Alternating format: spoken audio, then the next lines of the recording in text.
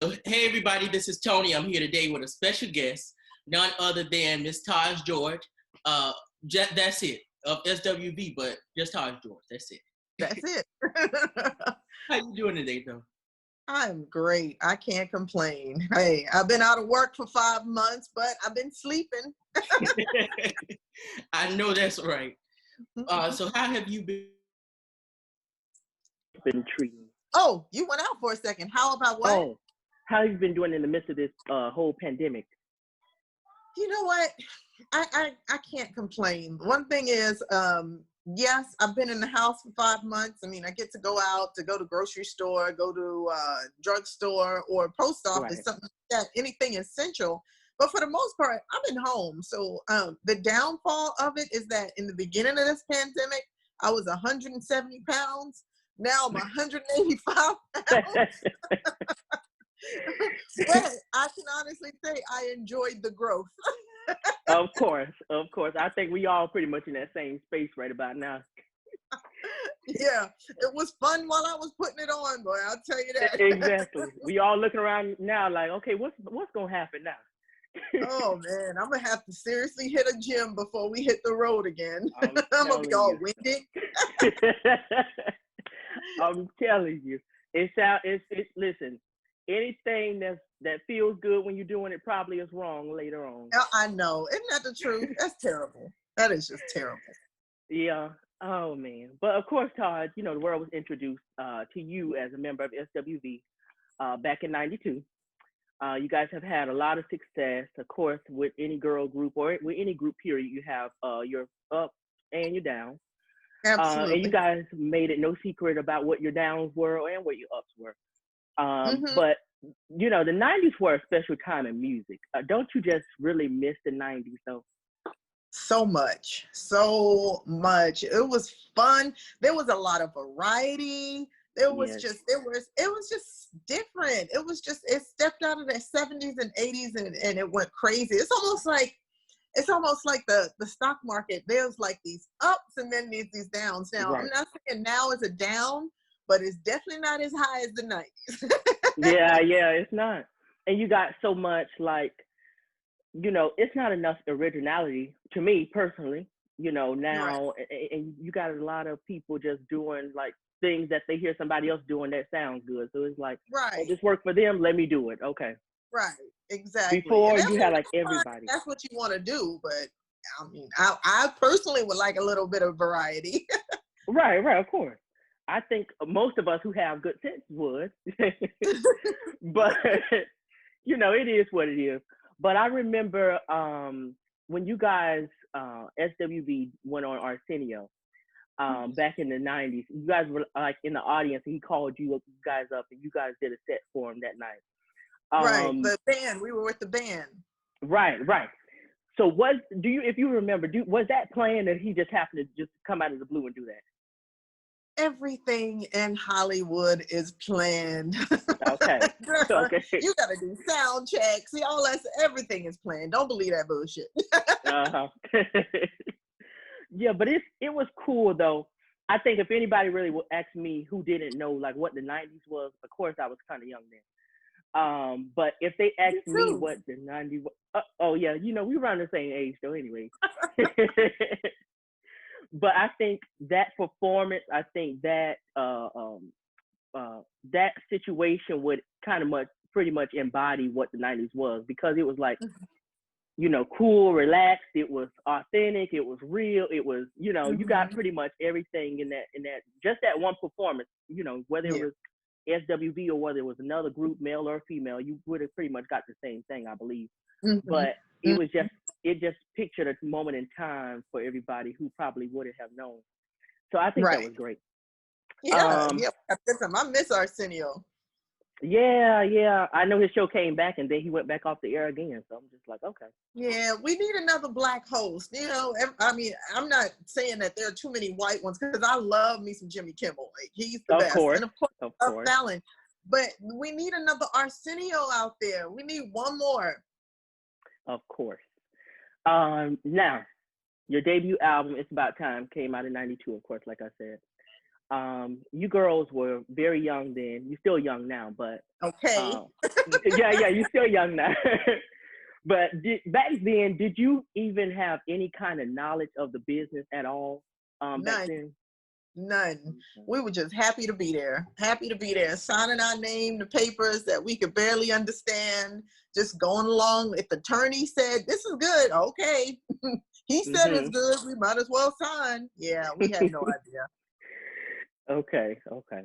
So now, then, of course, Week went a couple of times platinum already.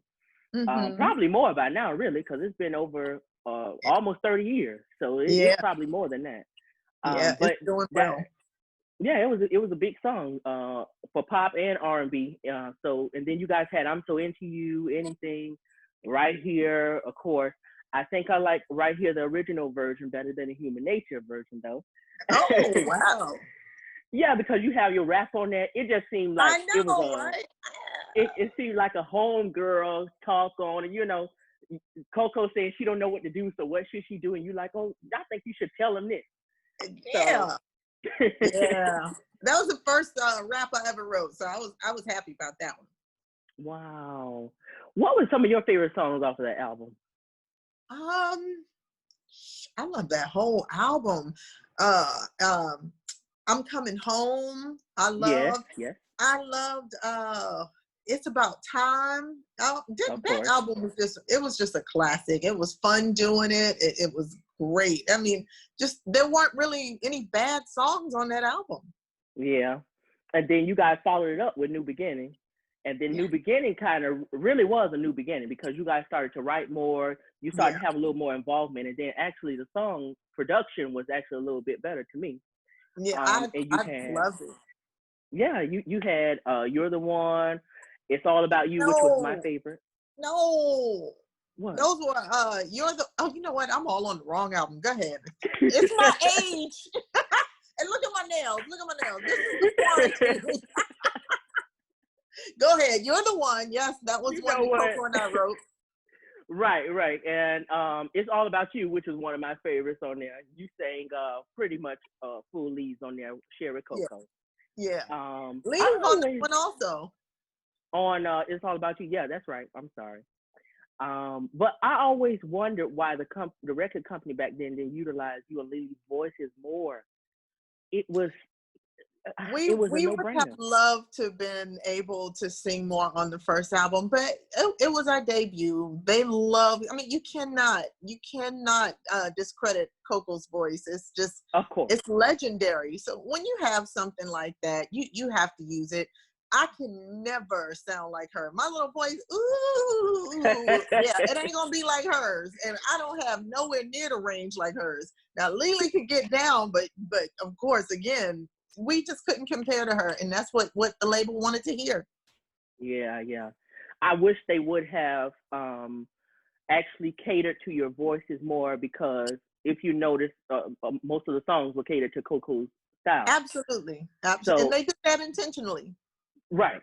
So I wish they would have brought in actual writers and producers, or had you guys write and produce songs that actually cater to you and Lily's voice more, because Lily could do more than people think she can, and you as well. Yes. Yeah, I mean, it's capable. We just weren't allowed. Right. I think that's where the problem came in that, and then a lot of people started saying, well, can they really sing? Are they really singing? And it's like, okay, now I have to prove to you that I can sing too. Well, you know what's funny? Lily and I never felt like we had to prove anything, because we knew that anything we did would never be enough. So why even bother? Yeah. It's sad though. But was it ever a thought to you during all these years to do solo music on your own? Nah, I never wanted to. I knew that to do a solo project, I would need some special producers, just people, like you said, who would be able to cater to my voice. But everyone was so used to hearing Coco, they're looking for Coco every time Lily and I do a song. So it wasn't worth the aggravation. I mean, and I tried. Actually, I did try when the group broke up the first time. I did some demos, but the first right of signing was to RCA. They didn't want to sign me, and no one else did. So I had to go off on my own. Okay. Okay. Well, that makes sense. But you know, now you can kind of pick it back up if you want to. Shoot. Hell no. I can't compete with these young girls now. I'm not showing my butt. I'm not getting no butt enhancements. These titties, they gonna stay where they are. I can't do it. I ain't getting no my son told me my cheeks look like I bought them. I'm like, is that good or bad? No. No, but He's you have a only natural 15. He don't have a clue. bone structure. Your bone structure is just like that, though. Yeah, and I tell him, he's so cute because he has no idea what he's talking about. But I told him, I have high cheekbones and so does your dad. When you get rid of that little baby fat baby, yours is going to be there too. Exactly. Exactly. Because he already was looking like you and the dad mixed together. So it's just like, you already know what's coming. He already has high cheekbones. So when they pop out even more, I'm going to be like, you look like you bought those. That's how you get it, because that's how I do my mom now. So the stuff that she used to do to us, I throw right back to her now, and she's like, okay. Exactly. Oh man, but yeah. So, New Beginnings had also "Use Your Heart" was a big song for you guys, produced by Neptune, of course, and then you had a part on there. Which that song just flowed beautifully. I don't think it had any flaws, even if you tried to find any, because it was just that great.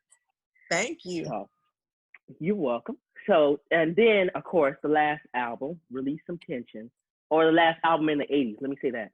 90s. Release some, well, yeah, I'm going too far back, ain't I? Yeah. The last album in the 90s, Release Some Tension, was doing everything but that. So, you guys basically pretty much didn't really like that album because they pretty much put all these rappers on it, saturated your sound, and basically knocked you out of the box almost. Yeah. What was there any songs on that album that you like? I know Rain was on there, and Can We? Besides and Fine that, Time. Yes. Was there other songs that you liked on there? Nope. Nope. It makes sense though. I mean, if you listen to the songs honestly, yeah, the rappers are nice, and you see most of these rappers have good songs or good R&B songs that they featured on. But all of those songs sound like they were pretty much catered to the artists that they was featured on, as opposed to SWV. So it was like, okay, it's not really an SWV album. Yeah, and I love the rappers. It was nice, but like you said, it just wasn't what we wanted. I think the label was just trying to put something out there to fulfill the commitment so they can move forward. Yeah. Okay. Yeah, and they do that sometimes, which is like, okay, you're making my fans suffer somewhat, and you're making me suffer somewhat, because now we have to sit through this process, and neither one of us want to be here. Right. Because even Coco said on the song, she was like, I didn't feel the need to sing anymore. It was like, it was over. Right. It wasn't our project. They were just putting anything together to finish. Yeah. Okay. Now, of course, after that time, the group ended up disbanding. I don't know what was going on around 98, but a lot of girl groups started to disband around that time. Yeah. I see Escape and you guys, a few others as well. But during the time that you weren't with the group, you said on the Unsung that you ended up working for a coffee company. Mm-hmm. So now, this is what I wanted to understand. I know that you all, of course, probably had to get regular jobs, but in that Unsung, you talked about having to give Coco, or not having to, but you guys gave Coco a bigger share of your royalties, right? Yeah, we didn't give it to her. Yeah. Okay, right. Okay. So what I wanted to understand was, during that time that you guys were not in the group anymore, were you not receiving royalties, or were they just not enough to sustain you? Nothing. We weren't receiving anything. We had to work. Okay. That's what I wanted to understand, because I know some have to leave stuff out because they have to edit and stuff like that. But yeah, Unsung, it's not enough time to tell the whole story. I didn't really care for that episode, because, like I said, an hour, and it's not even an hour. Once you put in the commercials, that's 42 minutes. That's just not enough time to tell a lifetime of a story. It's just not enough time. Absolutely. Of course, then afterward, like you said, you and your husband Eddie got married. Everybody knows Eddie and how great he is, Hall of Famer, NFL. And you guys have been married about 15 years or so now? 16 years, together 16 22. years. Okay. So what do you think it was that made you guys stay together so long and, make it work? We wanted to be together. We want to be together. Actually, he just walked out of here just now. I'm in my office and he literally just walked out. But yeah, Okay. you stay with someone because you want to, not because you have to. We marry for better or worse. I get on his nerve, he get on my nerve, but our pros far outweigh our cons, and we're in this together. We have kids. It's not the kids' fault we couldn't get along. So we have to be a cohesive family. We have children to raise, and they need to be raised in the happiest environment, most productive environment ever, because they can't be great if we don't give them the platform to be great. Of course. It only makes sense. Of course, in that Unsung episode too, you spoke about you losing your parents at a young age. Mm-hmm. So do you think that played a role in you also staying in the relationships that you were in because you were looking for some stability maybe? You mean my old relationships or my husband, between me and my husband? Well, relationships, period, but mainly the marriage. Okay, well, no, my marriage, I say, let me just say, prior to my husband, I dated two guys who were abusive physically and mentally. And yes, I believe I definitely stayed with them because I didn't feel like I had anything else. I put my all into them because I didn't feel like I had anybody in my corner. There was no family around. The group was in disarray, and I felt like I needed something, and they were providing affection, love, and support at a time when I needed it. So in spite of how they would act or treat me or cheat on me, I'm like, we can get through this. Just don't leave. Just don't leave. I give those boyfriends credit because they prepared me for my husband. So when Eddie and I met, there was nothing he couldn't do that I had already been through aside from hit me. He's never hit me. But there was nothing that I hadn't been through that I couldn't figure out how to maneuver because I had already been through it, and I knew how to handle it now. So I wasn't crying at home because he doesn't love me. I'm like, deuces, my shorty. It makes sense though, but it seems like you guys are pretty cohesive, and you guys, because you don't seem like the kind of person to get rowdy. I mean, I know you can yell and I know you can bring the Brooklyn out, but it seems like together you guys, it seems like he laid back, you're kind of laid back, so it's like it works. Well, you know what? He is laid back. We always say we yin and yang. He is my yin to my yang because I might be quiet. No, I'm not quiet. I would never say I'm quiet, but I'm very nice. I am very nice and happy-go-lucky, but I have a little button, right? There you go. I have a little button. So when somebody presses that little button, he's always there to reel me in before Chernobyl comes out. Okay. Oh boy. No, but that's a good one though. But I'm glad that you guys can be an example, for industry relationships, because a lot of times you don't see people stay married, especially today. It's like, what is marriage for a lot of young people? So it's a great thing. Thank you. Of course. And then speaking of you guys' relationship, you did a lot of people forget about the show that you guys did on TV1, I Married a Baller. It was one of the first reality shows. Yeah, you guys were really out during the time that it wasn't, this bad. I mean, Whitney and Bobby was on a few years before that. After us. They come out after us. Oh, they did? Okay. Yeah, so you guys were like one of the very first. You were on when Flavor Flav on, matter of fact. We were on before them. Yeah, we were before all of those shows. You know what? I'm done. But that show pretty much chronicled you guys' lives, your relationship. And then Lily and Coco, of course, appeared on there. I thought that was an awesome show. So whatever happened with that situation though? The producers didn't want to do a second season. I think they wanted to use different couples every season. And I believe they went to Lisa Leslie for the second season. I don't think it worked out. I'm not sure what exactly happened, but that was the end of the show, which I thought was a great show, and I thought it could follow and grow, but they wanted to use a different couple. Yeah. I mean, it was at least positive. I mean, and it seemed authentic to be quite honest. Extremely authentic. That's one thing that's missing from these quote unquote reality shows. I always tell people when they ask me about I Married a Baller, it was one of the first shows. So there was no storylines back then. Everything that happened was organic. So they follow us on our shows. They follow us in the studio. They followed my husband when he was, his number was retired at Ohio State. And during that time, his father had a mental breakdown. You can't plan that.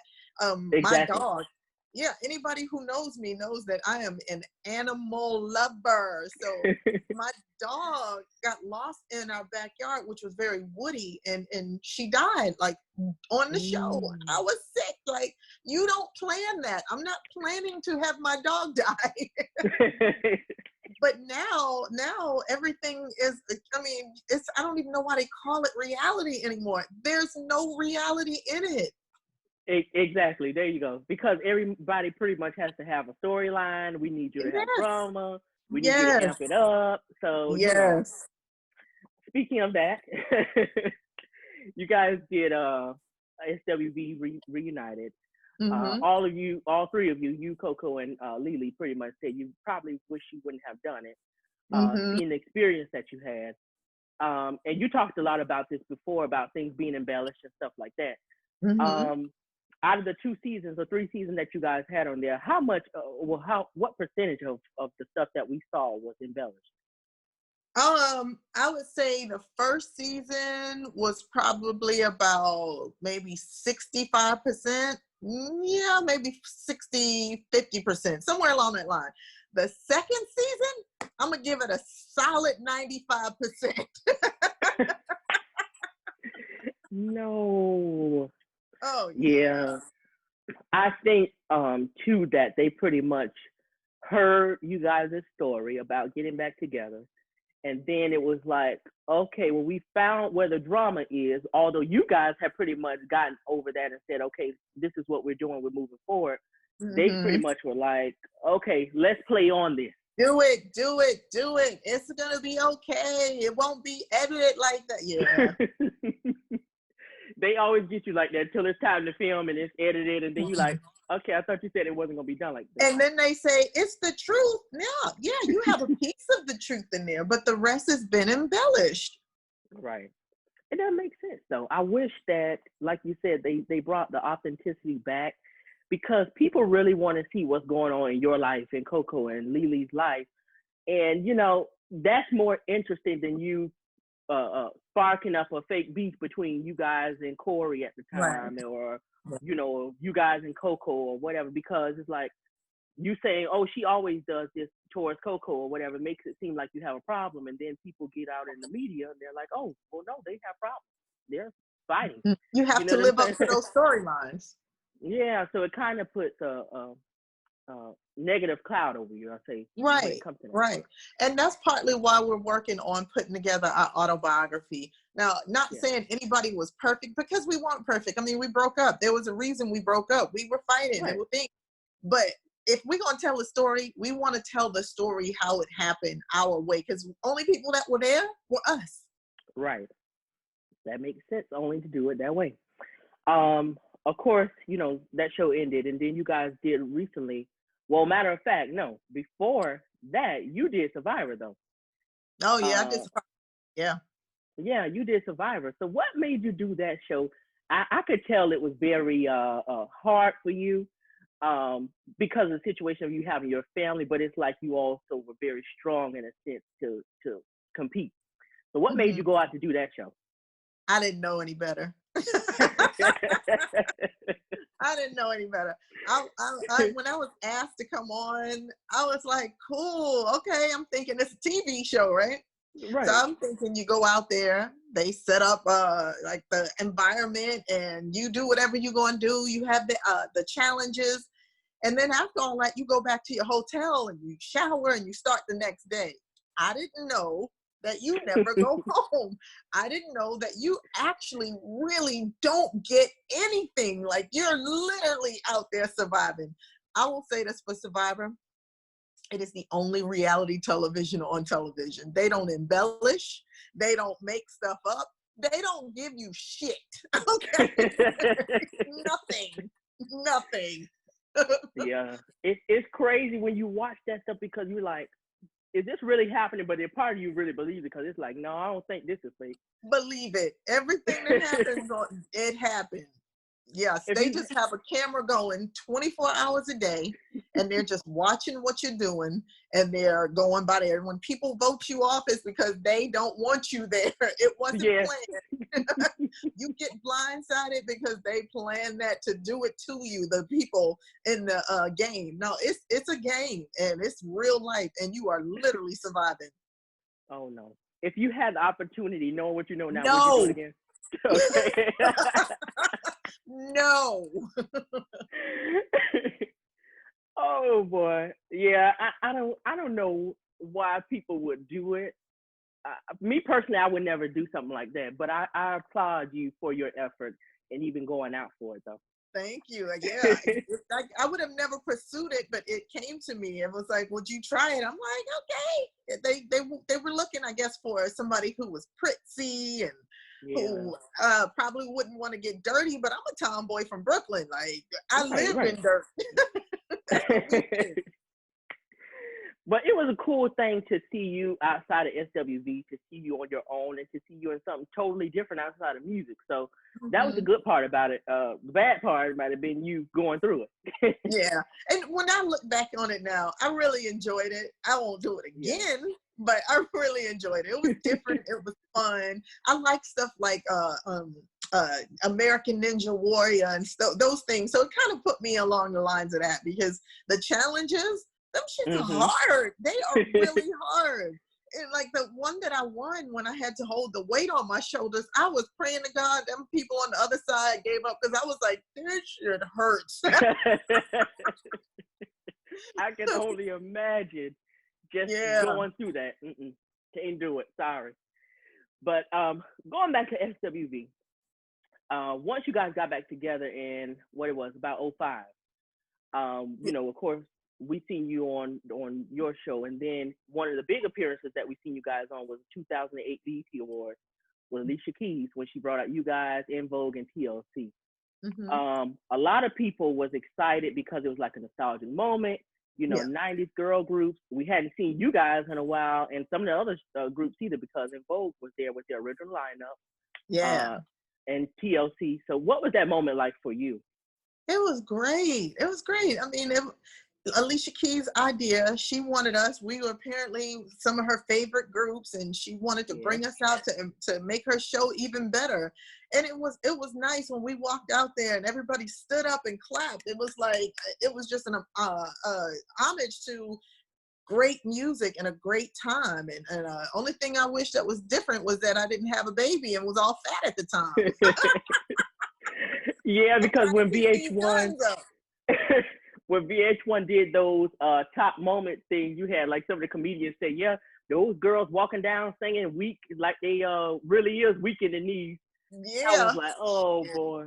I had big old belly I was trying to hide. I was like, damn it to hell, give me 5 weeks to get ready. How long did it take you guys to prepare for that performance? Oh, it wasn't long. We flown out like the day before, rehearsed, and that was that. Okay, that makes sense though. But when you guys got back together as a group, did you find it hard to pick up where you left off vocally? Nope. Everything fell right into place. Okay. And then, you know, looking over SWV's career, it's been almost 30 years. I found it hard to believe that you guys never won an award until this Soul Train Lady of Soul, honor. Yeah. That's crazy. The first time. Isn't it crazy? Week should have gotten something. That's my house phone ringing. Somebody gonna get it. I'm quarantined. I can't go nowhere. Yeah, but that's crazy. Out of all this time that you guys never got an award, especially all these songs you did, albums were platinum and gold. Yeah. I don't understand that. We don't either. You know, the business can sometimes be about who you know and what you know. Damn, this phone is ringing long. No, but it's okay. But going forward, you guys ended up recording new music. The first album was I Missed Us. You came back. I don't understand though either why that album didn't really do what it was supposed to. And even with Steel, the latest album, I kind of think partly because a lot of people didn't know about it. Both albums, nobody knew about it. Yeah, because on the last album, you guys had both albums, you had great stuff. They were two incredible albums. Yeah, it was incredible stuff. And even Ain't No Man that you led on, it was, I didn't understand. I mean, because it gave me like a weak, vibe from a lot of those songs. So I'm just like, what happened? And you even said that too. They weren't promoted. We didn't have a budget. The independent label we were on, they slept on the promotion. But I don't think they had the funds to truly promote it. It was just, it's just sad to say it was just a waste of two great albums. Yeah, it had some good stuff, and I really wish that those albums could have seen the success that your previous album saw, because even Release Some Tension, although you guys didn't really like that one and didn't fare over well, it still went gold. So it was like, okay, we're giving you good stuff. Yeah. So, oh well, but it happened. But let's talk about the Ladies' Night show. You guys just did that recently with Salt and Pepper. So what happened with the show? Is it coming back? Do you know? Nope. Or no, it's not coming back. Salt and Pepper is not even together anymore. Well, Salt and Pepper are together, but Spinderella is no longer with them. And again, that's another example of reality television interfering with real life and leaving it in shambles. I mean, you have poor Tamar going through what she's going through. A lot of people, some people don't make it out. I mean, even growing up hip hop, you have those people complaining about that show, and Master P left. It's just, it's tough. Reality, it's not reality for one. Like I said, so yeah, it's a shame though, because I honestly, watching it, how reality TV works. So you kind of like, oh, they're just putting it on, but no, now you see Spinderella is like suing them, and so it's a big thing now. Yeah. But okay. But I do wish that you guys, are able to get in a situation that you actually agree with, because that show wasn't really that bad on your end.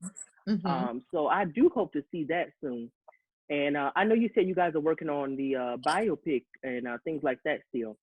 One thing that I've seen recently was the Wu-Tang Clan. On Netflix, right? Yeah, on Hulu. But Hulu. I've seen that and I was like, wow, this is a great idea. A lot of people aren't thinking of things like this. Oh, I love that. I love that. I want us to do something like that. In order to tell the story of SWV, we cannot do a 2-hour Lifetime special. We can't do a 1-hour unsung. We need several episodes, because aside from SWV, each one of us have totally different paths. We're 3 different people who make up one great person. So you have to tell those backstories, because they're all different. And then you can see why everything went the way it went, and how, you got to tell the whole story. If you're going to tell a story, it's got to be the whole story. Yeah, it was me watching that series, basically. It was kind of like, you watching a new show. At the same time, it's almost like, okay, but this is somebody's life, but you get caught in the moment, so you're not really realizing. It's like, oh wow. So I think that was a clever way to actually tell the story without making it an actual movie, and then you still get to have longevity in it because it's the actual series now. Right. So that's cool. As far as like touring though, you girls are you a little older, but you're still very young. How is it different for you now touring? Of course, not in the pandemic, but pre-pandemic and probably after. How is it different from now? How is it different now than it was in the 90s? Now, when we go to a city, we go straight to sleep. And then right after the show, we go straight to sleep. There ain't much hanging out no more. We got to get home to these kids, get up early, cook, clean. You can't hang out no more.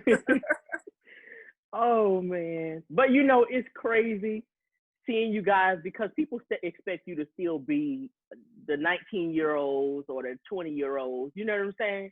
Yeah. But and even you on stage, you have a great stage presence. I don't care if nobody else is singing their part right, if they're not doing the dance moves right.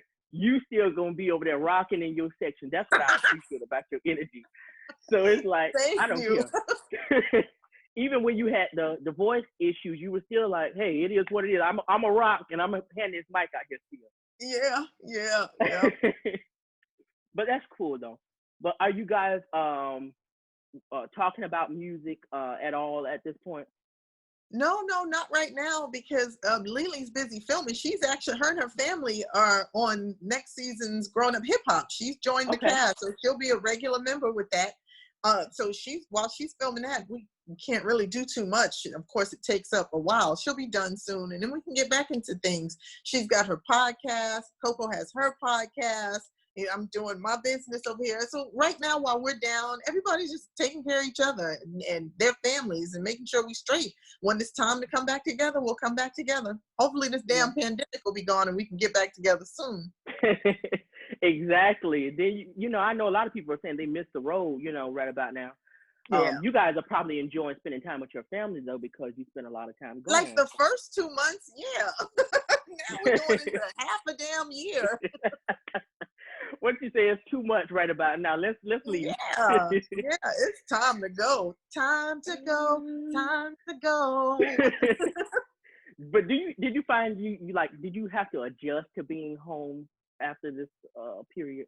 No, I think I'm so grateful that like when it came, we were so worn out because we're older. So when we're out there flying every other day, early in the morning, late at night shows, get up the next morning, get home, you don't have a break. You're going right into being a mother. I'm cooking for my son, helping him with homework, taking him to sports, all this stuff. So when the pandemic started, like the first month, I slept like a teenager and ate like a teenager with a menopausal metabolism. Oh goodness, I think we all pretty much done that though. I had to break the habit because I'm like, hold on, I got to go back outside soon. Let's think about this. I know, but it was hard. Like I built a relationship with ice cream. It was my best friend. Yeah. I'm trying right now not to go to Walmart to get one of these peach cobblers. Ooh. So bad. Ooh. I'm gonna have to lose 5 pounds so I can have one. See, I'm trying. I'm really trying. I'm like, okay, no, I need to stay home, but it's calling me, so I'm trying. But you know, other than food and music, I did want to ask you though about the state of girl groups because you know it's barely any at this point. We only Are see there like any? Yeah, exactly. It's only like June's Diary that I know of lately, and you know that's pretty much it as far as I know. You know, how do you feel about the groups that aren't here, basically? I miss them. I miss the variety. I miss the camaraderie. Like I want us all back out there again because everybody's a solo artist now, and that's fine. But there's just an assortment of solo artists that are really just I don't know. I want to see some group together, some variety together. Right. It's like getting a bag of Starburst. There's strawberry, lemon, orange. It's just, and it tastes good. I want that again. Yeah. I mean, back when you guys came out, you had TLC, you had Escape that came out, you had Jade, you had Mocha and Steph, you had Brownstone, you had Changing Faces. I love Changing Faces, by the way, because they're my favorite group. No, I'm just kidding. Yep, and you had a number of groups. Black eventually came, Destiny's Child, In Vogue. Yep, you had a plethora of groups. So much so till some of the groups started sounding alike. You're like, oh, okay. Mm-hmm. But this time it's like everybody wants to be solo. Everybody wants everything for themselves. I see now that it's like a resurgence though of the groups. Really? The groups. Oh yeah, everybody from the 90s are still performing because there's still a love and demand for it. Yeah, Escape came back and they pretty much killed it. Mm-hmm. I really admire the way that they just took over everything. Well, they got that reality behind them. They're reality stars now. Everybody want to see them. I really wish that SWV had the push that they were supposed to get when their comeback came, so that it would have been just like from the beginning. Because I can tell nobody was really pushing. Everybody was like, okay, you have a name, you're a legendary group. Okay, we'll see what you can do. It's not like, we believe in you, we're behind you, we're sticking with you, let's do it. Yeah. But you know how people do. But yeah, I do see a lot of the groups coming back. And then I seen that you guys worked with BBD back in 2017 on their Three Stripes album. You were featured on that song, on one of their songs. But I'm surprised you didn't work with them sooner, considering all of you guys' love for New Edition. Well, I don't know why. Well, they didn't do it. That was their first album since the 90s. So that was the first time we could ever, work together. And at the time we had the same manager, so it was really easy to put it together. Okay. That makes sense. So what are you working on now? Nothing. We're home. But I told you earlier, I have my insurance business that I'm now I can cultivate it more because I'm home. I've been writing my hairline, Wigtique. Every time I do a podcast, which seems like every other day, I got a different wig on. So I'm just showing the examples of what can be. And then I've just been home helping my son be who he is, be his great self, and my husband just living and taking advantage of the downtime while I'm ready to go. Like, I took advantage of it. Now it's time to get out there. Yeah, it only makes sense. I mean, I keep seeing a lot of people put those memes up, like, if you haven't came out of this pandemic with a new hustle or something, you know, obviously you're lacking. But I think this is definitely the time for reflection, you know, to be with your family and to start whatever it is that you've been putting on hold. Hence the reason that we're talking today. But I'm glad to see that, you know, you're stepping confidently into your own things outside of SWV, because people really love to see you grow. Thank you. Of course. And then, you know, just let everybody know where they can find you on Facebook, Twitter, Instagram, all that stuff. I have the same name on everything. I streamline Facebook, Twitter, Instagram, Snapchat, what's the TikTok, all of them. At Taj George. At Taj George. Okay, makes sense. Ladies and gentlemen, this is none other than Taj George, and thank you again so much for doing this. Thank you for having me. No problem.